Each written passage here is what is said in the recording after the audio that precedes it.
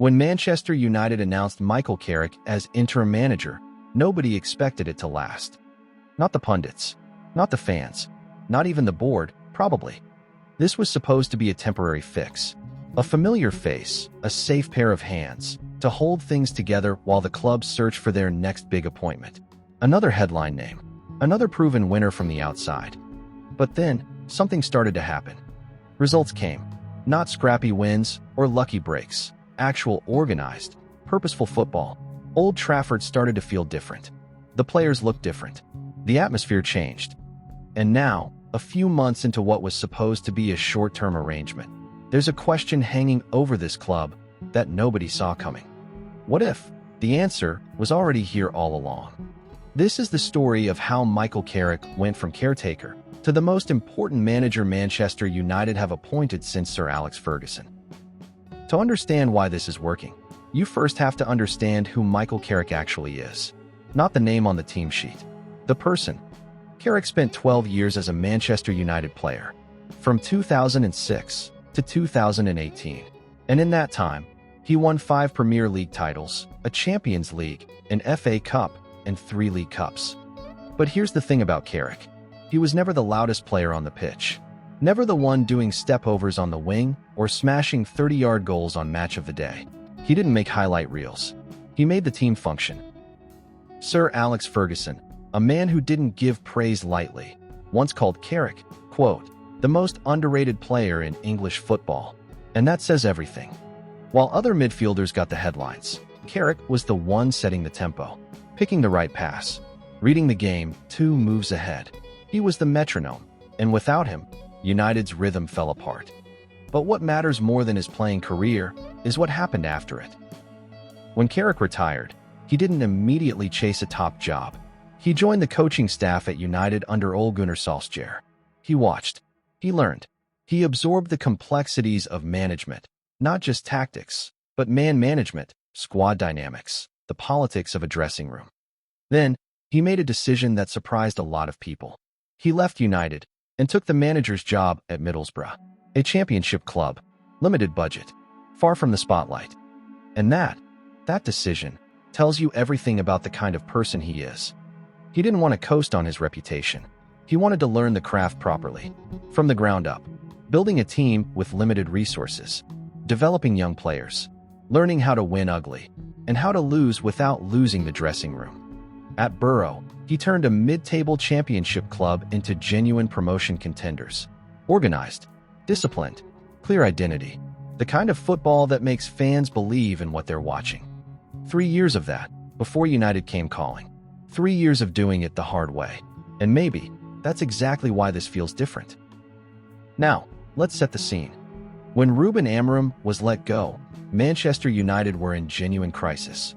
Not just a bad run of form, but a club that looked like it had lost its identity entirely. 7 permanent managers in 11 years. Over £2 billion spent on transfers. And the club felt further from competing for the title than at any point since the 1980s. The dressing room was fractured. Players signed for different systems were bumping into each other, literally and tactically. The fans were frustrated. Protests, empty seats at Old Trafford, social media rage. The board needed someone fast. Not another expensive gamble. Not another 18 months of chaos followed by a sacking. They needed stability. Someone who could walk into that dressing room on day one and command respect without having to earn it over months. Michael Carrick was the obvious choice. But obvious isn't the same as popular. A lot of fans wanted a statement. A big name. Someone with a Champions League trophy on their resume. Instead, they got a quiet man from the Championship, who most people associated more with his playing career than his coaching one. The skepticism was real. He's just a caretaker. This is a placeholder until they find someone proper. Nice guy, but this is Manchester United. Think of it like this. Imagine a company in freefall. They keep hiring expensive external CEOs who don't understand the culture, and every time, it ends the same way. Then finally, almost out of desperation, they promote someone from within. Someone who started on the shop floor, who knows every corridor, every personality, every unwritten rule. It's not glamorous. It doesn't make for a dramatic announcement. But maybe, just maybe, that's the entire point. Carrick's first real test came almost immediately. The Manchester Derby, at the Etihad, against Pep Guardiola's City. Now, let's be honest about what most people expected. A comfortable City win, maybe a brave United performance. But ultimately, the same result as always.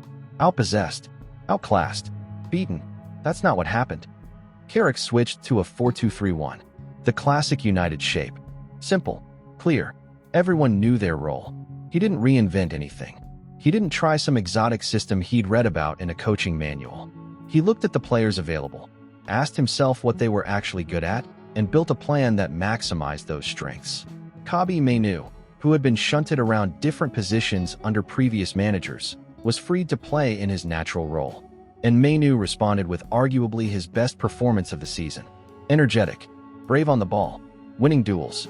Bryan Mbeumo opened the scoring with a clinical finish. Patrick Dorgu doubled the lead. And the defense, organized and disciplined, held firm against everything City threw at them. United had 32% possession.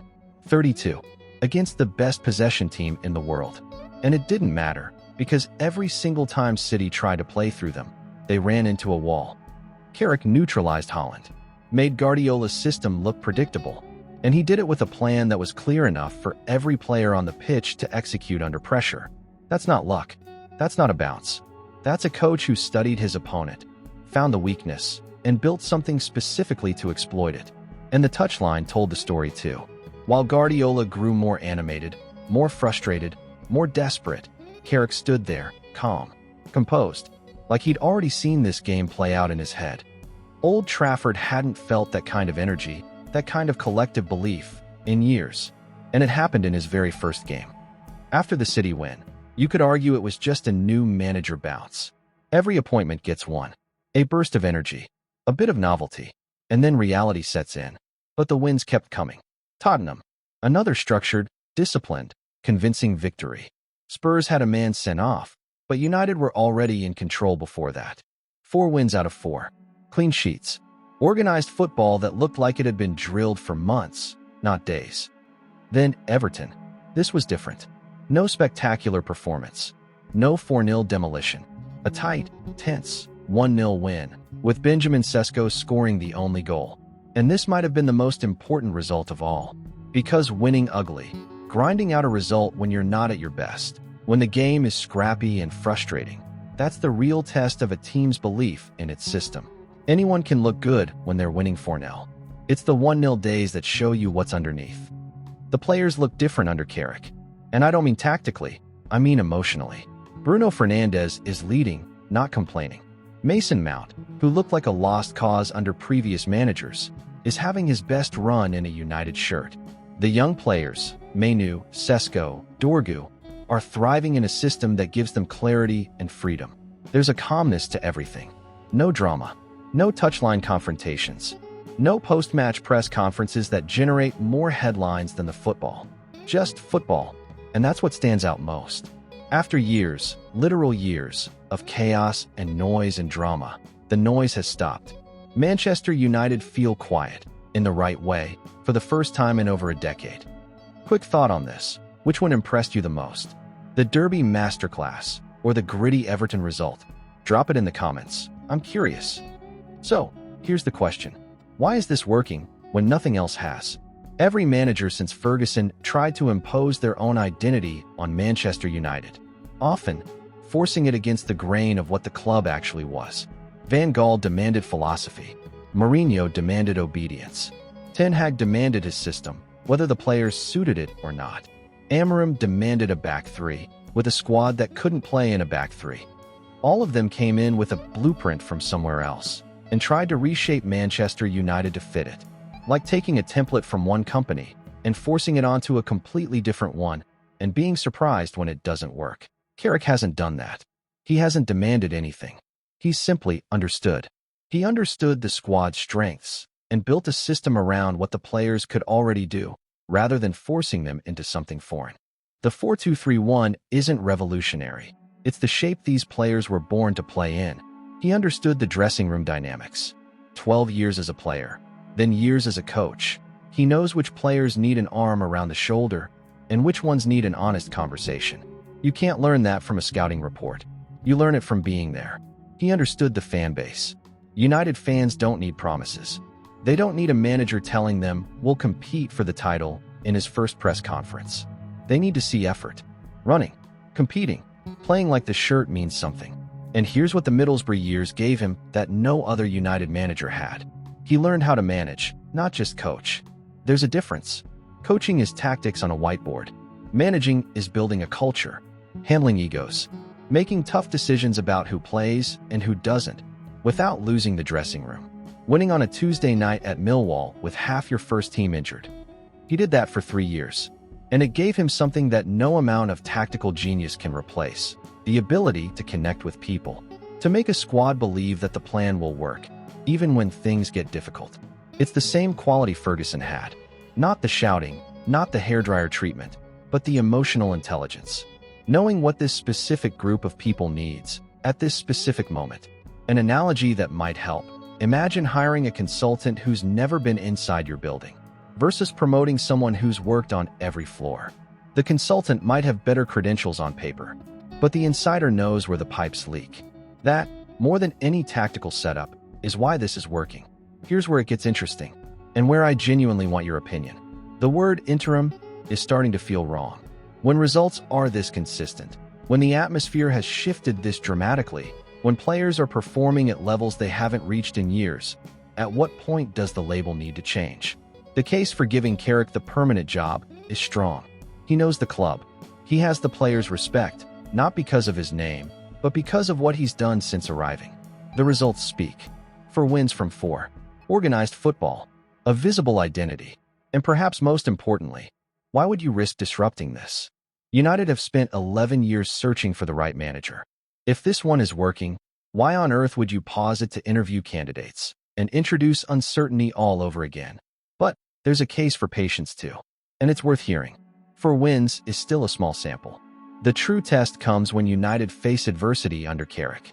A losing streak, a key injury, a bad refereeing decision that changes a game, a moment where the fans start to doubt again. That's when you see what a manager is really made of. History offers a cautionary tale here. Ole Gunnar Solskjaer's caretaker run was one of the most exciting periods in post-Ferguson United. That night in Paris against PSG, the comeback, the sheer joy of it. Everyone said, given the job. And they did.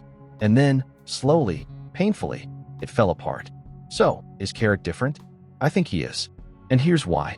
Solskjaer went from assistant to caretaker to permanent manager, without ever managing on his own at a senior level. He was a beloved figure learning on the job at the biggest club in England. Carrick spent 3 years at Middlesbrough, building something real. Making mistakes in a lower-pressure environment, learning how to handle a squad, a board, a media cycle, all on his own. He's not a legend who's managing. He's a manager who happens to be a legend. The decision the board faces isn't just about Carrick. It's about what kind of club Manchester United wants to be. One that chases headlines? Or one that backs what's working? One that values the flashy appointment? Or one that trusts the evidence in front of them? I'd love to hear your take. Should the board remove the word interim right now, or is it smart to wait a bit longer? Drop your answer in the comments. For 11 years, Manchester United searched for the answer to what felt like an impossible question. Who can follow Sir Alex Ferguson? They tried the experienced ones. Moyes, Van Gaal, Mourinho. They tried the tactical innovators, Ten Hag, Interim. They tried the club legend, Solskjaer. All of them, in their own way, fell short. And then, almost by accident, almost as an afterthought, they turned to a quiet man who never chased the spotlight.